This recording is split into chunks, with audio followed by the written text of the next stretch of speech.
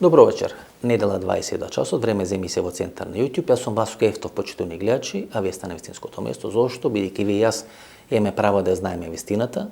Вечерва интервју, прво интервју оваа телевизиска сезона 2022-2023 година, за тема за која сите пројавивте интерес. Се јавувавте, ме прашувавте, баравте да биде нешто кажано, баравте да биде нешто снимено, тоа е цената на електричната енергија, гасот, ќе има ли рестрикции, нема ли рестрикции, колку ќе биде цената, ќе плаќаме, нема ли да плаќаме и така натаму и така натаму. Рачиново, што се случуваше во Рачиново, што се случуваше со сметките на БЕК, односно парното во градот Скопје, и бидејќи мноштвото или најголем дел од гледачите или луѓето кои следат емисијата во Центар и моите пишувања на порталот во Центар и тоа што се објавува на социјалните мрежи, ја бара таа тема и таа емисија, ние го поканивме првиот човек на регулаторната комисија, господинот Марко Бислимовски, председателот на регулаторната комисија за енергетика.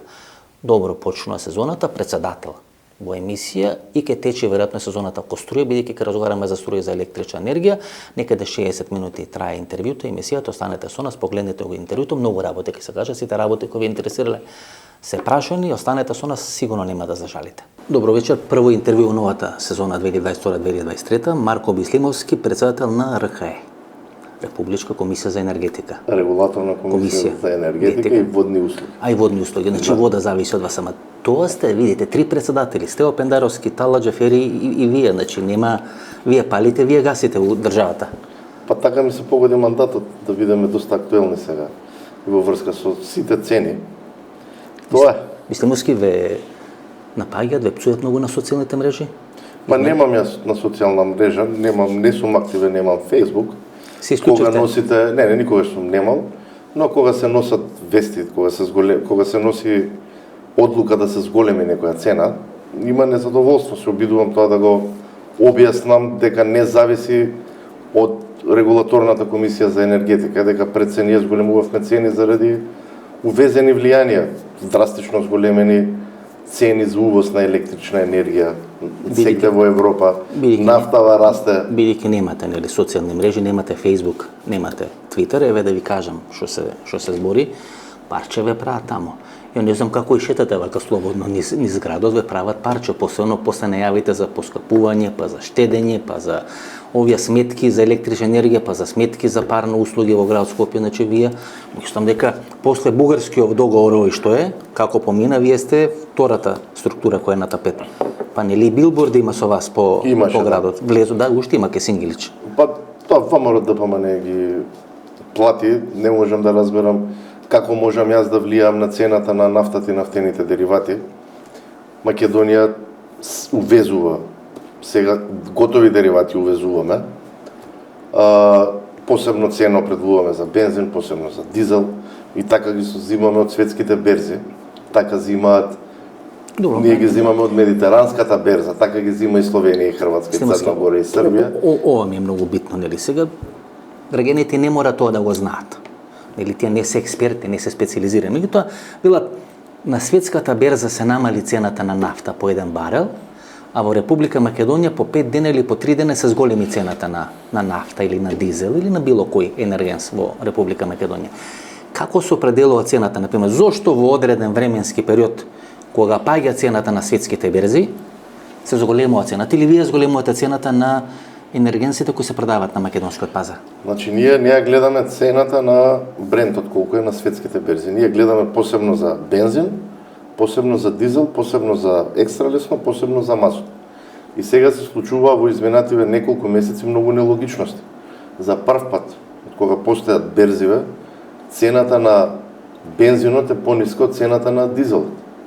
Дизелот е воено гориво, од една страна, дополнително европските земји си ги затворија мазутарите, немаат мазут и таму каде што можат да го заменат гасот кој што има екстремно скап, мазут имаат во мали количини и го користат дизелот и поради тоа дизелот драстично ни растеше изминатиот период и има некоја прв пат во Македонија цената на дизелот е повисока од бензините. Значи златно окта, да работеше сега окта, бидејќи тоа се, како ги велат, нафтени компании или рафинерии со застарена технологија на функционирање и од процесот на правење на нафтени делати останало големо количество на мазут, или тоа е договорот помеѓу Македонија и Грција што беше потпишано во времето на Лјупчо Горгиевски, кај што Македонија се обврзуваше мазутот од Окта да го има откупено, сега Окта ќе правеше. Значи пепел ако работеше, Растур систем ќе правеше со пари во Република Македонија. Имала застарена технологија и токму по тие причини мазут произведувала многу повеќе отколку што и тој мазут сега ќе помогнеше доста и ќе имаше пониска цена отколку што е во моментов ова што го имаме ние на пазарите. Мислимски, нашите компании од кај купуваат нафта? Како тоа се пресмето, нели обично се вели средна европска, па има медитеранска, па не знам Холандија, па доле Либија имаше, каде купуваат нашите компании, да речеме најмногу нафта? Ние нели допред 20-25 години во времето на Никола Клюсев и Гаврило Гаврилски, нели имаше постојни информации на македонските медиуми, танкерот нафта пристигна во Солунско пристаниште, па се донесе, па се направи. Тоа престана сега нели да се кажува по вестите македонски. И обично се говореше дека таму некаде Амстердам доле, па после имаше нели во Средоземјето, каде македонските компании купуваат Нашите нафта? македонски компании купуваат готови деривати, помеѓу 80 и околу 85% доаѓаат од Грција, остатокот нешто доаѓа од Албанија и нешто доаѓа од Србија, но најмногу како држава готови нафтени деривати носиме од Грција. Значи преработени. Поради тоа што ние сурова нафта немаме рафинерија да ја преработуваме и поради тоа увезуваме готови нафтени деривати. Веројатно е она рафинеријата до Атина на Варводијанис, претпоставувам на огромна рафинерија. Во најголем дел од Хеленик Петролеум. Или таа е на рафинерија која се мислам дека Варводијанис имаше акции во Хеленик Петролеум или ако не мнозински сопственики, така натаму. Но и ние се врзуваме како земја во нашата методологија со цената на нафтените деривати на медитеранската берза. Тоа го прави Грција, го прави Италија, Словенија. Што значи медитеранска? Значи таа е на таа ФОП берза, од таму ги преземаме податоците преку плаца. Ај минатиот пат објаснивме за Будимпешта. Да. Па јас го објаснив за Стеев наслов на емисијата за Будимпешта дека цената ни определува и така натаму, се јавија 100 луѓе, пак ли Груевски го напаѓаш што ти е виновен Груевски за нафтата или за гасот и така натаму. Значи цената на гасот е на Будимпешта, но односно на електричната енергија, цената на нафтата каде се определува? Има ли на оваа медитеранска берза во Џенова? Во Џенова, значи. Да.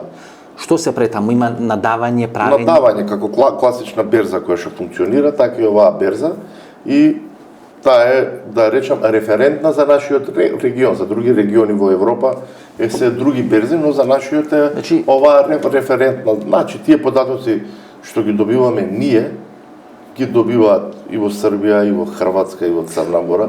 Сегде, значи, не може ние да измислиме нешто прво и нашите трговци со нафта. Мислам, се извинувам. Ако, например, зависи на берзата Џенова, а ние не увезуваме туку, односно не преработуваме, туку увезуваме веќе преработена нафта, тогаш такви гепови временски, тајминзи од 20-28 дена, не влијаат на ценовните скокови во Република Македонија. Зошто тогаш, например, нафтата или цената на нафтата не следи тоа што се случува во берзата, бидејќи ние и така не ја преработуваме, туку ја купуваме. Колку време треба, например, да ја набави Варводијанис, па да ја преработи, па да ја направи во Хеленик Петролеум, па да ја донесе до Република Македонија, бидејќи тоа е гневот кај граѓаните. Они слушат таму дека поради војната во Украина е зголемена или поради војната во Украина е намалена цената, и кога се намали цената на светски берзи, се зголемува Македонија и тука почнат по ваздарва и камења. Имавме наша собствена рафинерија, ние тие што работат таму во бизнисот со трговија, од 2013 за жал не работи, си прават хеджирање, отприлика ги предвидуваат како биделе движењата на цените и сигурно дека овие компании кои што произведуваат нафтени деривати, купуваат сурова нафта и увезуваат, остваруваат далеку поголеми профити. Ние тука во Македонија единствено им дозволуваме да има маржа, таа беше 5,5 денара, сега е 5 денара, ја намаливме за да може да се помогне колку што може да се помогне и тоа е единствен начин за формирање на цените. Добро, сигурно, видите, кога разговарате со граѓаните, испаѓа дека вие палите, вие гасите. Од вас зависи рестрикции, ки има струја, ки има штедење, ки има недостиг или ки има вишок на струја или на нафта или на енергенси и така натаму, дека безмалку сте во улога на Чомовски кој палел или гасел, или тој го изгасна светлото или струјата во А1 телевизија, дека во Република Македонија вие сте некоја варијанта на Чомовски, од вас зависи ки има рестрикции, нема рестрикции, ки има цена нова, нема да има цена нова и така натаму, и вие сте персонификација во наводници на тоа зло кое брца во джепот на граѓаните. Која е вашата роља и која е вашата улога, што зависи од вас? Знаете, да не испадне дека сте англиска кралица, па ништо не зависи. Што вие може да направите за да може да влијаете преку вас, да влијае државата и да спроведе одредена политика? Ние единствено ги определуваме цените за сите, и за електрична енергија, за природен газ, за парно, за нафтени деривати, и во делот на водните услуги определуваме минимална и максимална цена, која што потоа советите во рамките на тој минимум и максимум си определуваат цени. Значи, тој дел го работи регулаторната комисија за енергетика најповеќе и најактуелна е заради тоа. Но исто така правиме мониторинг на сите пазари.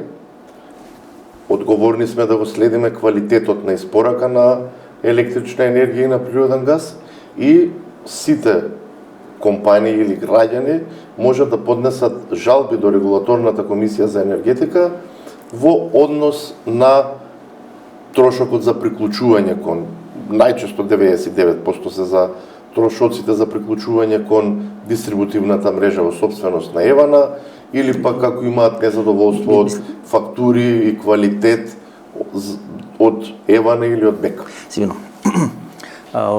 Минатата година имаше на голема афера каде што неколку нафтени компании преку собствените медиуми или компании кои везуваат нафта, сите горе-доле увезуваат нафта, имаше еден сериозен конфликт околу квалитетот на бензините, па квалитетот на енергенсите и така натаму. Тоа се закануваше да прерасне во една нафтена игра до истребување. И денес се говори дека некои нафташи размислат да ја купат Мак Петрол, па не размислат. Имаше во времето на Бранко Цренковски, ја нудеше Бранко Цренковски после средбата со Путин Мак Петрол на продажба, па имаше конфликт со Андреј Јосифовски, па имаше во времето на Сашо Мелков обид да се влези формирање некои фирми на Кипар и така натаму.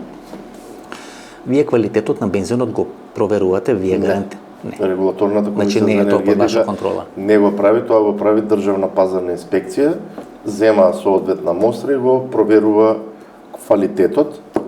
Она што треба да се направи во Македонија е да имаме една државна независна лабораторија, направи една мобилна лабораторија која што може да земе мостра од секоја бензинска и да веднаш во краток период да го провери квалитетот на секој нафтен дериват. Тука се големи игри, например.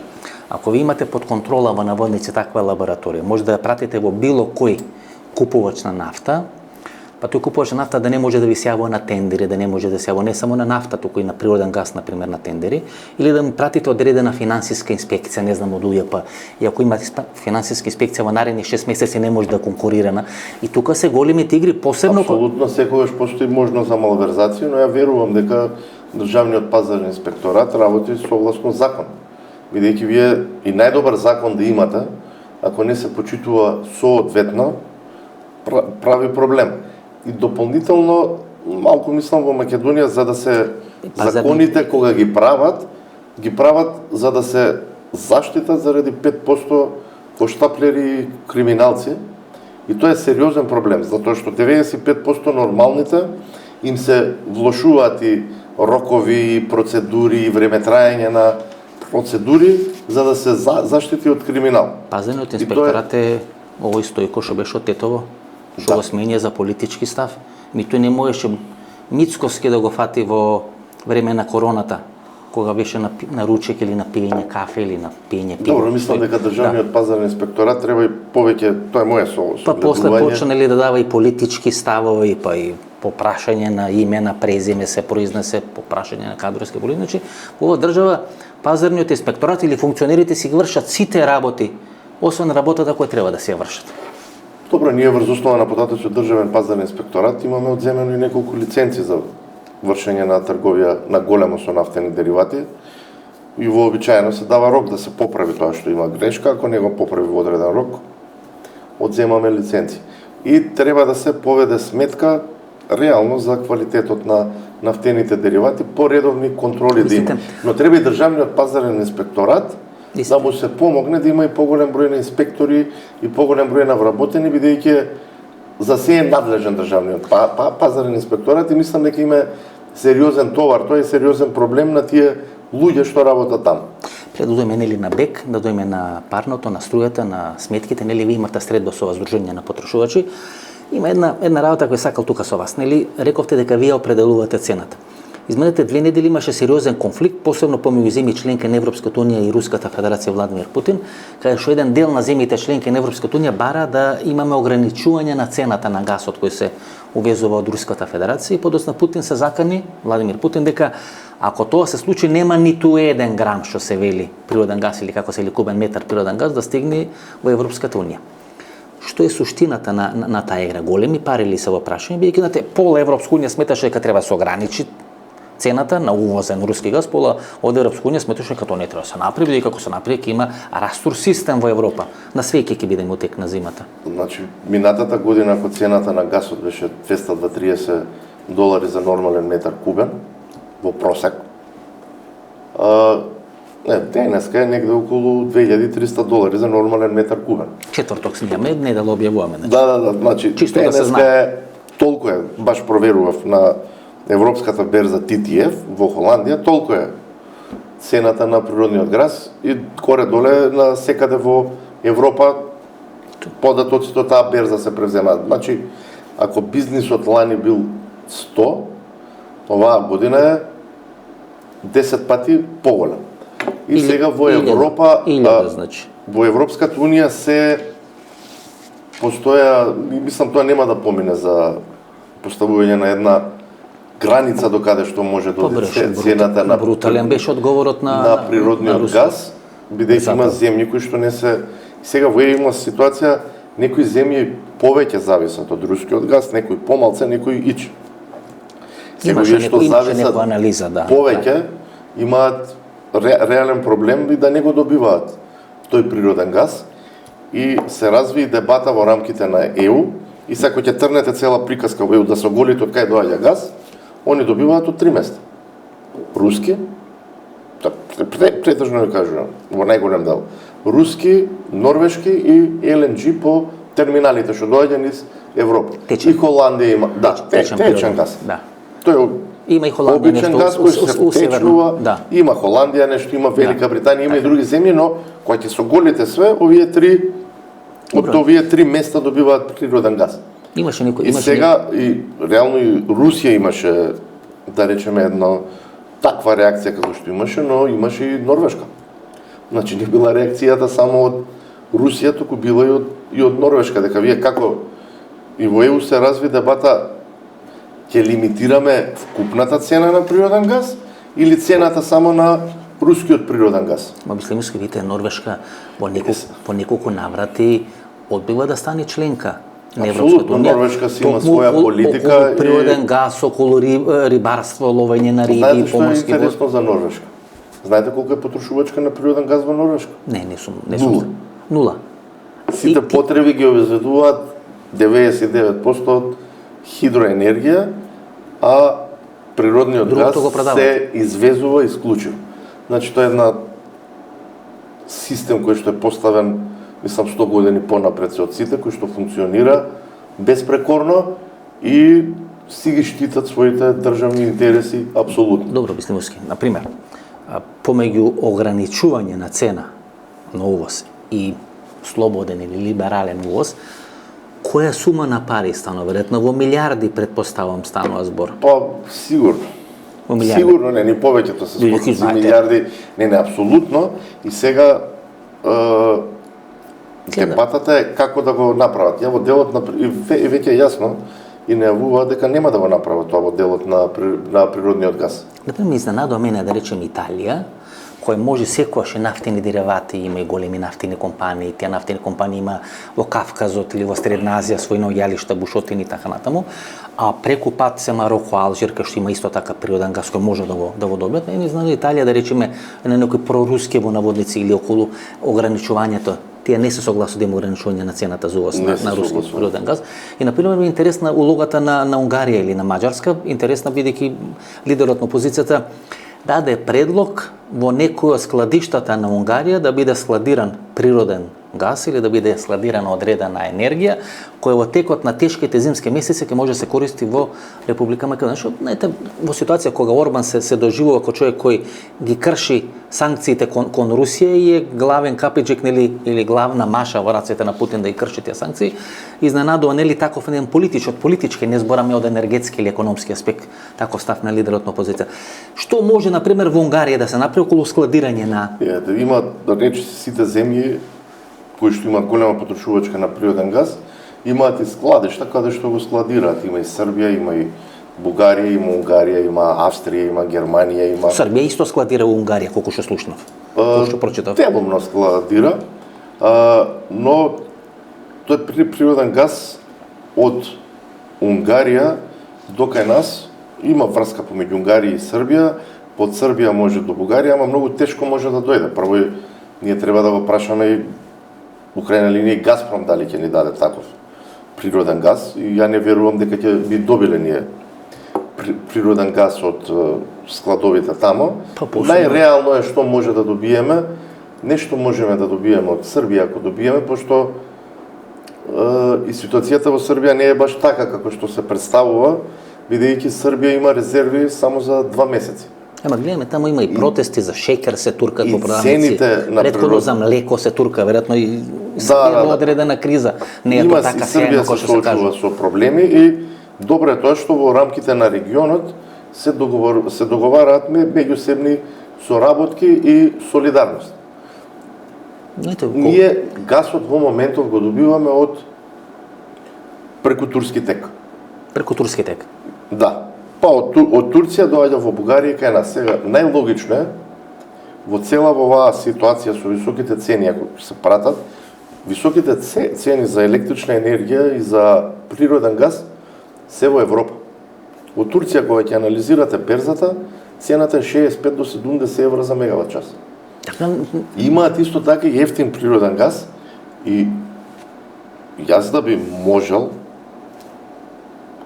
една од земјите од кои што би побарал да ми даде ефтин природен газ, поевтин отколку што е овоа, е Турција.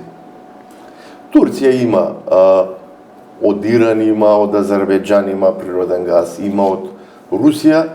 Нашата потрошувачка е капка во море во однос на потрошувачката на Турција. Ние трошиме околу 400 милиони нормални метри кубни и едноставно да побараме помош да ни се даде поевтин од Турција. Од Турција, бидејќи Турција има релативно ефтин природен газ. Да, гледате, биснимски да речеме, имаше балканска турнеја на Ердоган, ја посети Босна и Херцеговина, посети Србија, посети Хрватска, не ја посети Република Македонија. Што ќе рече дека во изминатиот период тие односи со Турција не се на некое ниво како што били изминатите 10, 20, 30 или 40 години. Мислам дека тоа посетата беше во однос на прашањето на Босна. Ја бар така мислам, инаку одлични релации, колку што знам има. Можеше нели кој веќе трнал, кој веќе го запалил авионот, пола ден да помини во Република Македонија, на крајот на криштата имаме подобро јадење од Босна, од Хрватска и од Република Србија, да. Ние имаме одлични односи со... Меѓутоа, Ковачевски не отиде, или не знам, Стео Пендаровски во Турција да разговара. Од оно што можеме да го прочитаме и да го видиме во медиумите, разговарал Ковачевски и Мицотаки за градење на гасна централа во Република Македонија. Ковачевски беше на средба со Румен Радев, бугарскиот претседател, кој ветинели на братска Македонија помош ги даде во енергенси и Република Бугарија. Значи, ние разговараме со Бугарија, разговараме со Грција и веројатно разговараме во рамки на Опен Балкан или на Отворен Балкан и со Александар Вучич. Со Орбан и со овој Ердоган не разговараме. Значи, ние складираме тамо кај Орбан и со Ердоган не разговараме. Во Бугарија не можеме да складираме, сега да не се кажуваме. Тоа е реално нема шанса да треба да се плати склад. Тоа може само да каже самата држава, ако сакате, ние ќе складираме, ние сакаме за вас да складираме и толку. Ја верувам дека најдобра опција да добиеме во моментов ефтин природен газ, кој што ќе ни помогне многу, е Турција и сигурен сум дека Турција би ни помогнала. Инаку ова е добра работа, само за да знаете за Бугарија. Бугарија минатата година извезе 9 милиарди киловат часови извоз. Електрична енергија. Нашите вкупни потреби на цела држава се оваа година со се загуби на електрична енергија да набавиме околу 7 милиарди и нешто. Значи Бугарија може комплетниот извоз да ни го даде тука и нашиве електрани да не работат. Време кој Царенковски е председател на државата, тој има една идеја Македонија да учествува со свој пари, со капитал во инвестиции во Белане, нуклеарната централа, и така да решиме дел од овие наши потреби или дефицити на електрична енергија. Сега втората идеја е на Ковачевски, која ме презентира на Мицотакис, тие да направат одредена гасна централа на територијата на Република Македонија. Која е таа гасна централа? Ова што е ТЕЦ Неготино, бидејќи ТЕЦ Неготино е еден клучен објект кој всушност беше и причина за растурање на коалицијата помеѓу Тито Петковски и Никола Груевски 2007-2008 година, бидејќи тогаш Тито Петковски сакаше како владин партнер тој да учествува во процесот на приватизација на ТЕЦ Неготино. Значи интерес за изградба на нова гасна електрана во Скопје, и веќе тоа е објавено во медиумите, има компанијата Митилинеос од Грција, која што е најголем производител на електрична енергија од когенеративни постројки во Грција. Значи тоа е компанија која што е дел од бизнисот е електрична енергија, трговија со електрична енергија, но има и неколку големи алуминиумски комбинати и други бизниси, и тоа е сериозна компанија и таа има најавено интерес веќе одреден период да се изгради когенеративна постројка како тето што има изградено, истата да се изгради во Скопје со цел да се продава и електрична енергија и топлинска енергија, но топлинска енергија по пониска цена отколку што на пример ја имаат сега која што ја произведуваат топланите во Скопје. Искуството со Грција не ни се сјајни после она продажба или приватизација на ОКТА во времето на Лјупчо Ѓорѓиевски, и како велеше од меѓународната кризна група, тој договор го има направено или некој што е политички идиот или некој што е корумпиран политичар. Така да искуствата со Грција околу инвестирање во енергетика, нафтен бизнис, природен газ или гасни централи и така натаму. Тоа е еден од најлошите договори што го подпишала Македонија, ако не и најлош во процесот на приватизација. Сега да видиме зошто. Значи ние, сигурно вие се сеќавате, во 90-тите ОКТА се беше наша државна и ОКТА произведуваше, ама и државата тогаш ќе кажуваше цената на нафтените деривати. Ама државата, за да држи некој социјален мир, квази социјален мир, бензинот ќе биде и дизелот 25 денари, тоа е тоа, ама производната цена на ОКТА не ги покрива тие трошоци, е далеку повисока, не.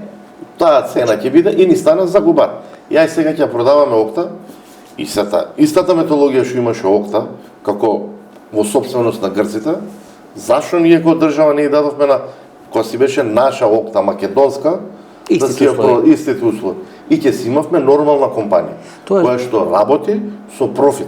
И вие ако гледате во регионот, ретко кој приватизираше рафинери. Така е. Па дури она рафинерија во Босански Брод, како се нарекува, имаше војна во Босна и Херцеговина, куче и маче што се вика живо не остана, но на рафинеријата влакно не и фалеше. Значи сите тие рафинерии во времето на војната Хрватска во Босна и Херцеговина не беа чепнати, што се вика, бидејќи тоа не се чепнат, ама пари се прави. Со таа формула што работела, ние не пропадна нашата економија. Платија грците 24 милиона или 32 милиона долари, резерви од 20 милиона. Го купија цел нафтен бизнис кој вреди 200-300 милиони. И одреден период никој не можеше да прави увоз на нафтени деривати.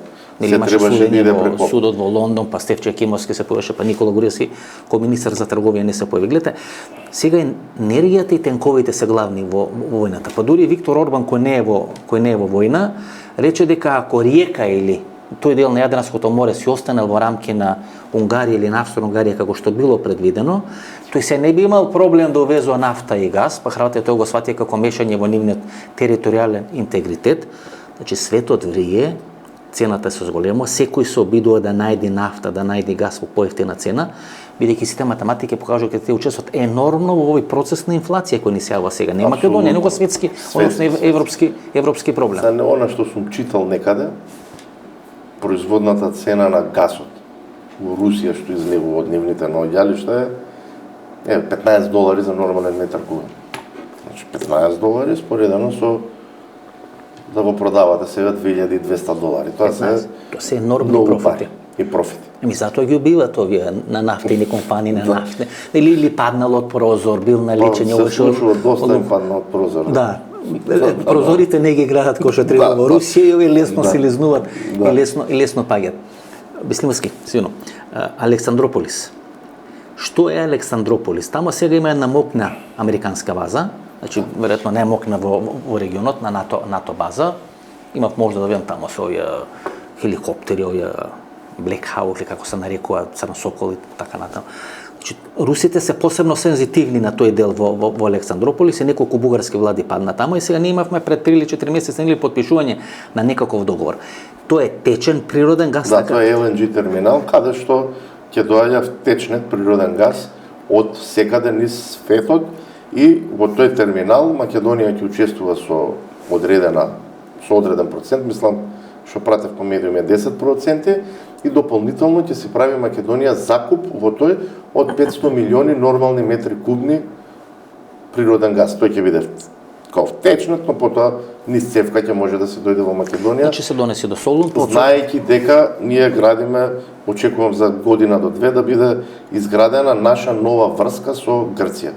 Од Неготино до некаде кај Кукуш треба да се приклучиме на ТАП, на Трансадриатик Пайплайн и тамо проаѓа претежно азербејџански газ, така да ние по изградбата на оваа нова врска со Грција ќе направиме диверсификација на снабдувањето со природен газ, односно во моментов доаѓа само руски газ, овака ќе отвориме простор да доаѓа и природен газ и од други извори.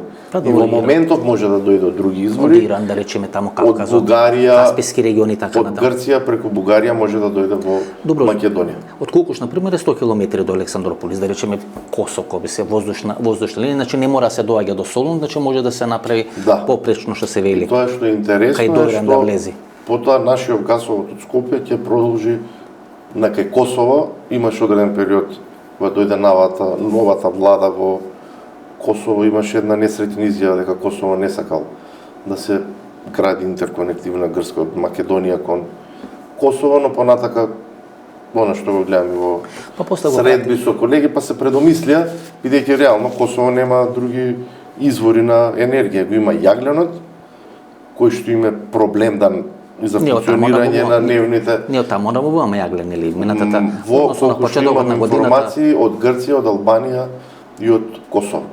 Има проблеми начинот во Косово како се стекнува правото за користење на тој јаглен. Сега не знам, тамо не се регулирани тие односи со Србија, или не се уште испеглани? Мислам нема Косово и Србија нема тука никаква врска. Косово си го зема, но има во самата држава проблеми, кој копа, како да се стекнато право на концесија, како да се... Имаше тамо таква една изјава од надлежните власти во Косово, па го пратија синот на Дора Бакојани, кој е градоначалник на Тина и кој го сметат како иден грчки премиер, кој има одлични релации на Косово, 2 или 3 пати беше во Косово. Мислам дека преку Грција сега се врши некаков притисок, односно да биде признато Косово од овие држави на Европска унија кои се уште го немат признато, и Косово после рече да може преку на Македонија, така да да се менуваат. Така да тие се менуваат. Зошто е цената на тој течен газ повисока? Па прво тој треба од едно место од каде што е изворот да се произведе, тамо се втечнува и треба со танкери да дојде до негде. Значи, се кажувам, во нормални услови беше поскап 20 на 30%. Да, во нормални услови, да. Сега со оваа цена, и тоа е далеку над силно голема профитна маргина и се заработува доста. Сега Кина, гледам, многу извезува течен газ, а до минатата година Кина се јавуваше како најголем увозник на течен газ. Што ќе рече дека Кина нема добра гасоводна мрежа во однос на Русија или не далеку од Русија. Слабо има развиена гасова инфраструктура, бидејќи нема и наоѓалишта на природен газ. Има нешто, но не е тоа нешто драматично за да би можело да биде сериозно да се развие мрежа за природен газ. Кина пред се економијата и почува на јаглен, затоа е така закадена. Факт е дека во последниве 10-15 години сериозно инвестираат во обновливи извори, во фотоволтаици, нивните фотоволтаици веќе да речеме се со одличен квалитет. Ги исполнуваат европските стандарди, така да и Кина сега нели постои таа опција дека ќе од Русија ќе градат врски со природен газ. И сега не разбирам таа логика што се случува. Значи Европа е имала некоја инфраструктура за природен газ, има и Русија некоја инфраструктура за природен газ. И сега со овие проблеми што се прават, значи реално ние да збориме, Русија припаѓа на Европа, кон европскиот континент, и географски, и по однесување, и по се. И сега Европа и Русија е факт дека ќе бидат најголеми губитници. Сега они ќе треба да прават нова инфраструктура за газ, Русија за да може да го продава кон Кина, Индија, Пакистан, а Европа да прави сега терминали за да се откаже од тој газ што е тука, кој што инвестирано сега ние сега кој што сака нека збори, ама германската економија во последниот 20 кусур години се разви на ефтин природен газ. Австрија исто. Тоа е веројатно најголемата заблуда. Се сметаше дека ако на Русија се овозможи со природен газ и со нафтени деривати да ја снабдува Европа, дека тоа ќе го подобри животниот стандард во Русија, дека Путин или тој што е начело на Руската Федерација ќе инвестира во стандарди, во плати и така натаму, и тоа не се случи. Сега русите сметат дека освен со тие хаубици, со тие авиони, со тие тенкови и така натаму, најмногу можат во војната да придонесат со помош на рускиот газ и со руската нафта. И тоа е заблудата сега. И ако сега стојат работите, Европа за една или за 2 години ќе стане независна, ќе го сведи учеството на руски газ на 10%, и Русија ќе треба да излезе во Кина и во Индија, кај што сега е присутен Катар, кој е најголем светски производител на има и на течен газ. Значи Катар и Иран нели го имат најголемото светско наоѓалиште кој се наоѓа во Персискиот залив. И сега Русија ќе влезе во една утакмица или во еден надпред, а на 8-мо место Русија не ќе се срушат цената. И ќе се срушат. А во Европа имала секогаш коректна цена. Ја мислам дека ќе мора разумот да преовладее, затоа што многу пари прво за инфраструктура ќе се дадат за да се за нешто што било направено 30 години, 40 и функционира и давало резултати. И сега ќе правиме ново, ама ќе кошта тоа новото, и факт е дека Русија тамо ќе има посериозна конкуренција. Во Европа реално нема никој.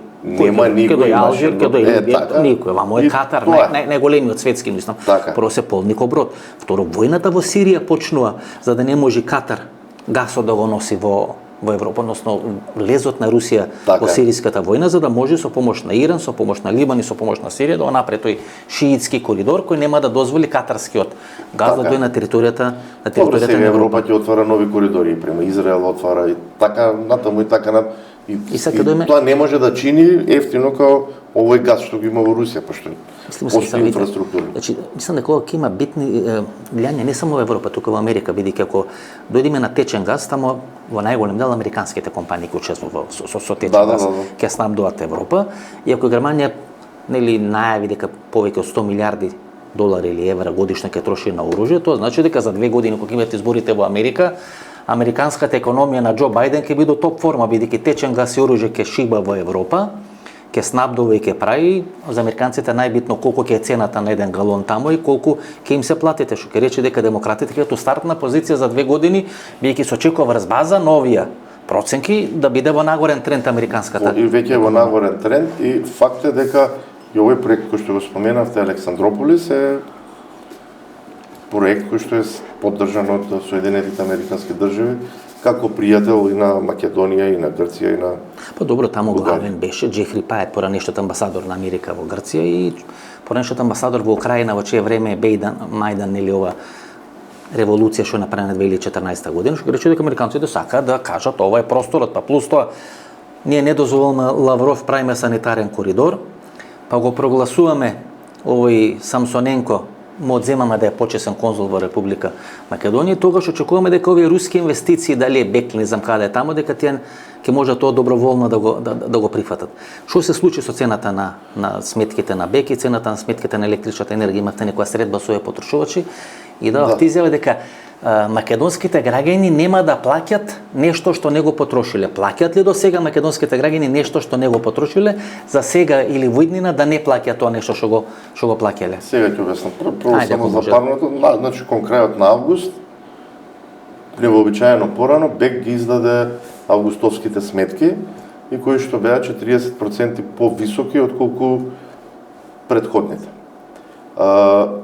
Оправдано или неоправдано? Не оправдано, не ги земале во предвид субвенциите што доаѓаат од владата, кои што не се исплатени, но и владата даде позајмица од 6 милиони евра, така да тоа ќе се испегла на крајот и организиравме ние некој состанок со БЕК и се разбравме дека августовските сметки што се толку повисоки ќе се storнираат и ќе се дадат нови сметки за август и за септември и тоа августовските ќе бидат зголемени за 14% од сметките за април, бидејќи април е последна сметка во грејна сезона.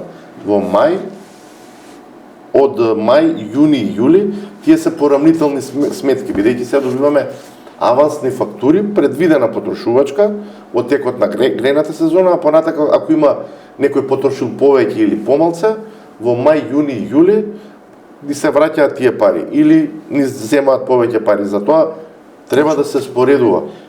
Априлската сметка со августовската има зголемување од 14% и тоа е тоа. Значи 14, а претходно имаше 40. Значи, сега се вратени на 14 споредени со априлската сметка. Значи вие признавате само 14 и нема да прифатите сметки кај што зголемувањето е 40%. Нема да прифатиме и веќе се... Зошто го прави според вас тоа БЕК? Нели имаше најава дека тие ќе се заминат, нели дека таму ќе има промени и така натаму. Ова е некоја лебедова песна, некој последен удар да се направи одредена нервоза, да се создаде одредено незадоволство.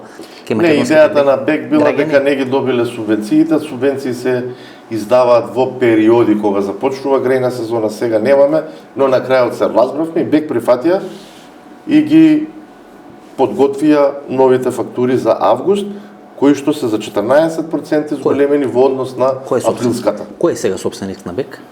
На БЕК е собственик БКД, на БКД е ТКК2 груп која што и на ТЕТО. И на ТЕТО? Да. Со кај се потекло, од каде потекло? Тоа е руска компанија која што од некаде од 2013 е активна и во Македонија. Значи тие се присутни тука во Македонија. Значи може да влија, знаете. Па присутни се уште повеќе преку ТЕТО. Има ТЕТО, значи имат политичко влијание, значи може да вршат политичко влијание, значи не веламе дека вршат, но може да вршат ако сакат политичко влијание. Да. И во ситуација кога имате бугарски предлог, па имате одредена нервоза, па имате одредена хистерија, нема да има струја, нема да има електрична енергија, нема да има нафта, нема да има газ. Гледате и во Германија што се случува, па штедење, па 19 степени дома, па мора Олаф Шолц дојде тама да објаснува и вела дека германците 80% ги наполниле веќе. 85-6 веќе ги наполни. Тоа значи дека нема тоа така драматично, знаете, ова малку ми личи на вакцините, плашат, нема да има. Не, на крај знаете ќе има повеќе од тоа што треба, па дури нема да биде потрошено. Се созда некоја спекулација, ќе нема газ, така и цената на газот иде горе. Па добро, на берзите. Христо Мицкоски секоја прилика користи да каже дека нема да има струја, дека ќе поскапи струјата. Од кога почна ова криза, тоа некаде крајот на минатата почетокот нова година, секој 2 или 3 дена, тоа е наративот, нели, кој се тига според мене непотребна тензија и сега треба да се покаже заедништво, затоа што ние проблемот што ги имаме со домашното производство на електрична енергија е колку на 7 милиарди го возуваме, не рековте, ако Бугарија 7 милиарди е нашето домашно производство во зависност хидропотенцијал како е, некаде ние 30% ги увезуваме. Колку пари е тоа? Некаде тоа е околу 600-700 милиони евра во зависност во една нормална година. Сега е далеку повеќе. Добро, кога кажете нормална година, мислите само на цената на берзите или мислите да речеме дали е кога не на берзите кога е 5-60-70 евра, сега на ова е 2000. 2 милиарди. А на електричната енергија не го увезува тоа државата, туку го увезуваат снабдувачите со електрична енергија кои што продаваат на потрошувачите на слободниот пазар. Значи не иде тоа на трошок на државата. На електрична енергија во Будимпешта каква е цената? Се зголемува, се намалува, како оди? Па предвидувањето за октомври е околу 580 евра, за последниот квартал е околу 600 евра и за 2023 тргување што се правеле денес е исто околу 600 евра. Значи тоа е цена која што не може ни една економија да издржи. Значи нема, значи не може, значи тоа е единствен начин е ова. Во мирнодопски ситуации колку плаќаме да речеме? Плаќавме меѓу 50 и 60 евро. И сега е 600. Значи И сега е 600. Значи, ја ги разбирам, македонските компании не може да го издржат тој удар и мора државата преку оваа енергија што ќе обезбеди од Бугарија, која што ќе биде пониска, тоа е 200 мегавати во секој час, да може да има. Да ќе ни даваат од Бугарија. Тоа е што го гледам, што се разговарало од 1 октомври до 31 до 30 април месечин. И тие 200 мегавати треба да се понудат на македонските компании по таа цена што ќе се договори со Бугарија, сигурно е дека ќе биде поприлично пониска отколку што го е во моментов на пазарот. И на таа енергија треба на сите снабдувачи да се распредели, кои што ги снабдуваат потрошувачите, и при тоа снабдувачите нема да смеат да стават никаква маржа. И тоа да биде помош од државата. Мислам, Сивино, ќе има ли рестрикции? Бидејќи нели сите говорат за рестрикции. Дури има нели една ваша најава дека цената на електрична енергија ќе се зголеми во јануари, зашто баш во јануари, не во декември и во ноември? Ние вообичаено носиме одлуки во јуни и гледаме дали има причини сега да донесеме, да се носи и во декември. Да видиме како ќе оди обезбедувањето на ресурсиве, на ќе има поскапа струја во јануари? Јас сум противник на поскапување на цената на струјата и колку тоа би не коштало? И ќе настојувам да го избегнеме тоа. Колку тоа би не коштало ако на пример не се зголеми цената на струјата? Не, имаме начини согласно методологијата да ручокот некој мора да го плати. Не, не верувам дека ќе се и рано е да се прават анализи, да видиме прво по која цена ќе се набави јаглен, по која цена ќе се набави мазут, да видиме како ќе работи ЕСМ, дали дека ЕСМ најавува производство од 4 милиарди киловат часови. Може тоа да го постигне? Тоа е најава и со овој грчки, со овој косовски агрени, така друга опција, освен да домашното производство да се го зголемиме до максимум. Веќе гледате, Вујчич кога го слушам, јас си испаѓа, знаете, треба да земеме некој жилет и да ги сечиме вените, бидејќи се такви некои драматични црни проекции, најтешка есен, најтешка зима после Втората светска војна и така натаму и така натаму. Интересна ми беше најавата дека по 45-та била најтешка, а во 90-тите првите 3 војни. Нема врска со тоа. Вујчич како тоа си е негово плачик на комуникација. Тешка ќе биде зимата и да се, ако ги се обезбеди јагна, како што се најави, мазут, ЕСМ го подигне максимално производството и се најде поевтин природен газ, ќе протераме зимата без проблем. Доколку не се случат сега некои надворешни влијанија на кои што не можеме. Мислимоски, се исто кога да кажеме, кога сме јас и вие повисоки едно 20-30 сантима, помлади едно 20-30 години и послаби можеме во НБА да играме. Така да ако се исполнат сите овие услови, нема да има рестрикции покачување. А ако не се исполнат овие, ќе биде проблематично, затоа апелам. Имаме стари термоелектрани, мешаме јаглен, порано или не сме увезувале јаглен. Ретко сме увезувале, мешаме јаглен, за да добиеме нашиот да се послапа друг со повисок, и тоа во одреден дел прави проблеми во технолошкиот процес за производство на електрична енергија, и сето тоа ако се обезбеди, ќе ја тераме. Факт е дека ќе има, сигурно ќе има испади, ќе има проблеми, но треба да тоа што можеме ние како домашна задача, како држава да си го завршиме, да си го завршиме. Сега ако каже некој... Имате ли нешто складирано стајно на страна за да може да се произведе, да се направи? Со Бугарија направено. Резервите на јаглен дали се обезбедени? Дали е нешто договорено околу природен газ, течен газ, да речем, колку има сега Александрополис? Бидејќи знаете, тоа го договара сега и владата заедно, премиерот и министерот задолжени, не знам, тоа што го гледам од медиуми е во насока да се обезбедат овие ресурси по нормални цени, за да може да имаме нормална производна цена од страна на ЕСМ. Ете, нешто Пуцко Петрол се фаворизира, или такво чувство јас имам добиено дека Пуцко Петрол се фаворизира, и вела дека Пуцко Петрол е во добри релации со министерот за економија. Според некои информации заедно имаат факултет завршено. Овој турскиот универзитет тука што е Јаха Кемал. Така. Се фаворизира ли Пуцко Петрол и дали до вас стигнале одредени информации дека се планира приватизација на МАК Петрол?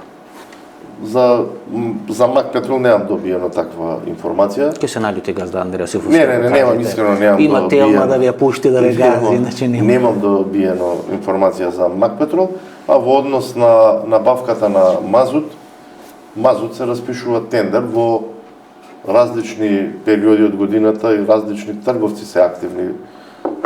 Супертрейд, мислам, обезбедува за Битола, за Супертрейд Тец беше Неготина. на Владимир Стајич. Да, за Тец Неготина обезбедуваше РКМ. Колку што И можам да во видам, зависност тој е која најголем, компанија. најмногу има добиено на тендери. Во Па изминатите добива години. вајда најниска цена нуди и но она што радува како факт е дека сега и Грција застанува позади нас дека ќе ни помогне да се обезбеди мазут затоа што мазутот е дефицитарен од И добро, причини. мислимоски.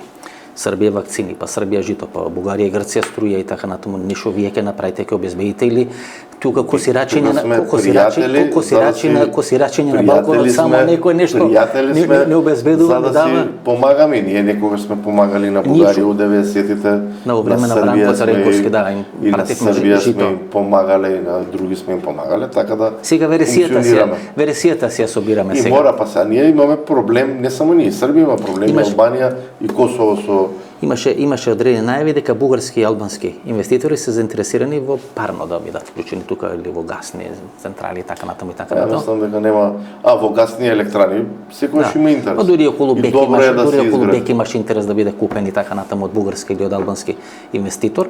Дали до вас се стигнати? Тоа не е во описот на вашите. Оние информации што ги располагам јас, собствениците на Тето се секогаш расположени да си ја продадат компанијата и не знам и која компанија и некоја банка им правеше due diligence да се види колку е реалната вредност и има од повеќе држави заинтересирани, колку што има и од Бугарија, има и од Албанија, има и од Грција, има и Срби, кои што се, има и македонци заинтересирани, така да интересно е Тето да се купи, затоа што произведува и електрична и топлинска енергија. Но сега многу пари треба да се ликвидни средства, кеш да се обезбеди за да се купи гасот. Тоа е голем проблем. Тоа е приказната. Гасот кошта многу сега, претходно го коштал во цела сезона. Ама војна е, мислимо скривите. Значи ние се однесуваме кој да не е војна. Па пред да се случи руската интервенција на Украина, се случува оние немири во Казахстан. И се гледате дека Русија всушност не им го дава нафтоводот, Казахстан да носи нафта до Европа, бидејќи се сметаше дека со помош на азербејџанската и со помош на казахстанската нафта ќе може да се искомпензира руското нафтено учество на европскиот пазар, што значи дека ние сме во војна, а русите сметат дека преку енергенсите можат најлесно да ја добијат таа војна. Две работи имат на располагање: нуклеарна бомба и енергенси. И на тој начин ја уценуваат Европа. Јас сметам дека Европа е во енергетска војна. Добро, мислам, после ова интервју снимаме четврток, ќе имате енергетски совет. Ќе можете таму нешто да кажете или само Ковачевски ќе збори? Ако не ви дават многу да кажете, да речеме, ја по функција председател на регулаторно присуство ми се кажуваме. Да ви оставам тука простор поише да кажете, бидејќи ако почне Ковачевски само да збори, нема да може никој ништо да каже. Што очекувате? Каква зима не очекува? Видете, прво треба и Господ да не посака да не биде толку ладно. Сме заслужили Господ да не посака. Бидејќи ние знаете сме ко штурците и ко мравките, значи цело лето ќе го преспиеме и после нели Господ зима да не обезбеден. Значи овие разговори со Бугарија траат од јуни, од јули. Сега се официализираш, истото важи и со Грција. Ние реално и за околу набавката на мазут не помагаше и Грција и претходно. Така да ние немаме рафинерија, да имавме рафинерија, ние ќе заработувавме како држава многу пари.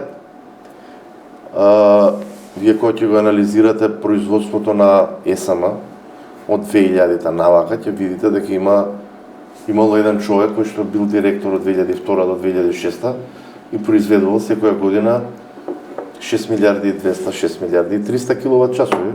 Сега викаме да дојдеме до 4 милиарди киловат часови и на таа бројка ние сме залепени негде од 2015. Тој затвор го ставите? Постави. Јас за човекот како завршил, што завршил. Во Македонија наравно учење да не работи многу, да не произведува многу, пошто ако работи, ако произведува, у затвор може да го Тоа што е значи кој не работи, кој успева во Република Македонија. Начин на организација не е само начин на купање на јагленот, се разбира тогаш бил со подобар квалитет, полесно се доаѓало до јагленот, ама советите на такви луѓе кои што правеле такво производство треба да се искористат и сега. Па добро, имате овој министер за опозиција кој бил неколку месеци директор на електростопанство, човекот ви се нуди, се скина од пресконференција, вие ништо не го слушате. Он ми вика, еве направите у Будимпешта кај Виктор Орбан, викате нема шанси тоа да се направи, така да Не навлагаме како регулаторна комисија за енергетика, оставам на владата да се договорат. Ја верувам дека и се гледаат и дека има некои корисни совети за да се помогне, но не може да си иде постојано со нихилизам, нечини. Па барем еднаш некој погодил една работа да чини. Значи треба поголемо заедништво сега да се покаже. Мислимовски, еве, последно прашање. Според вашите проценки на берзите, што ќе се случи во текот на есента, зимото, каде може да оди експлозијата на цените? Ако е сега во делот на електричната енергија, Европа ако не воведе максимална цена, еден прайс кап да воведе, ќе оди преку 1000. 1000. Преку 1000 евра за мегават сат, нешто што се продавало 50, ќе оди 1000. Сега што е 600, значи ќе стигне до 1000. Така, затоа што ќе има побарувачка, Европа и со други проблеми се соочува, исклучително сушна година, во Франција неколку нуклеарни електрани се затворени. Застарени се. Застарени се, била инспекција, кажава, Франција од извозник станува увозник на електрична енергија. Не увозник. Сега и тоа е проблем, значи. И уште она Запорожје, Русине. Па тоа е веќе затворено. Затворено е сега. Да. Ако е рокнат пошуш со некоја граната таму украинци или руси, тоа И ќе биде значи растур систем. Тоа е проблем. Ја верувам дека дека сега берзава за струја, и сега таму има многу производители. Таму е значи И сега како функционира една берза за струја? Функционира на маргинална цена. Значи, јас нудам 100 евра, вие 150, 160 и на крајот ќе се појават овие гасниви електрани заради високата цена на гасот и ќе кажат не е толку 600 евра и сите ние што сме нуделе 100-200 и нашата понуда веќе станува 600 евра. Значи тоа е шпекулативно. Термоелектрани не им се промени производната цена у последнава година иста е како лани. Хидроелектрани, нуклеарни електрани и сега тие заработуваат екстремни пари и обновливи извори. Бе разбирате нешто, реална производна цена ако била 50 евра за мегават сат, он ја продава за 600. А гледате, у Грција, например, Бугарија нема тако скок на цените кај нас, да речеме, како едва и да чека, како од Синџир да се пушти, низ големија цени направија и така натаму. Така. Да не ни ова рачиново да плаќа струја. Значи да не ни е рачиново да плаќа струја, не знам како ќе издржавме, ќе ни крахираше системот во Република Македонија. Сето тоа што има кражби на електрична енергија, кој има било каде, и загуби одат на товарна Евана, не одат на граѓаните, бидејќи ние признаваме 100% наплата. Значи Васко Ковачевски, ако се кради струја во Рачиново, си плаќа. Не. Кој? Иде на трошок на Евана, на Евана, Васко е на ЕСМ. На ЕСМ. Да. Значи државата плаќа. Не плаќа, не. Значи, иде на трошок на компанијата Евана. Значи тоа си доаѓа како субвенционирање на крадење. Не, нема таква работа. За која сума станува збор на пример? Еве, па не знаме колку ние го помагаме економскиот развој. Ништо не го помагаме, со ништо не го помагаме. Тоа си оди на товар на самата компанија Еван.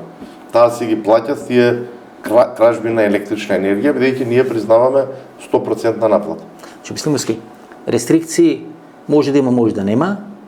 Цената ќе расти, вие нема да се согласите со зголемување на цената, граѓаните не треба да плаќаат тоа што е потрошено или што не е потрошено, а им го наплаќаат.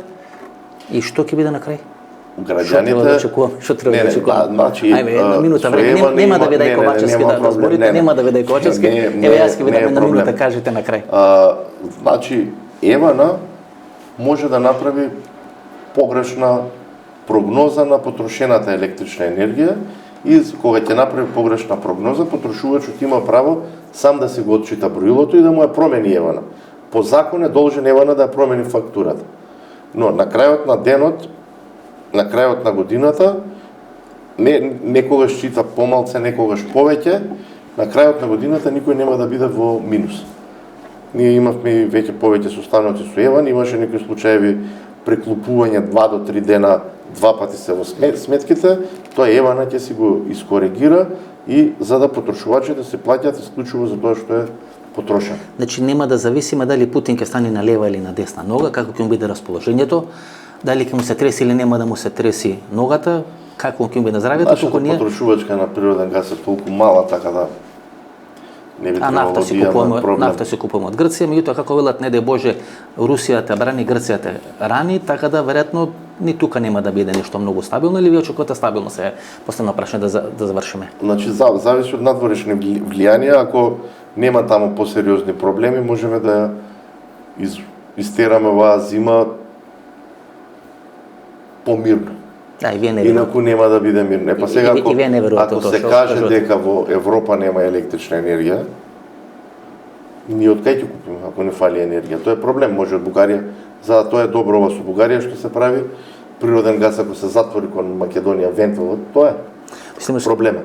Мислам дека објаснивме, граѓаните свати отприлика што се случува, што се случувало и што ќе се случува во нареден период, што може да биде. Фала многу. Прво интервју ова сезона, еве со вас почнавме, се надам дека ќе биде берикет на сезоната. Ви благодарам за поканата и сигурен сум дека ќе биде берикет. Фала многу. Ова беше емисијата во Центар, интервјуто со Марко Бислимовски. Во четвртокот имавме една анализа на политичките случувања во Македонија.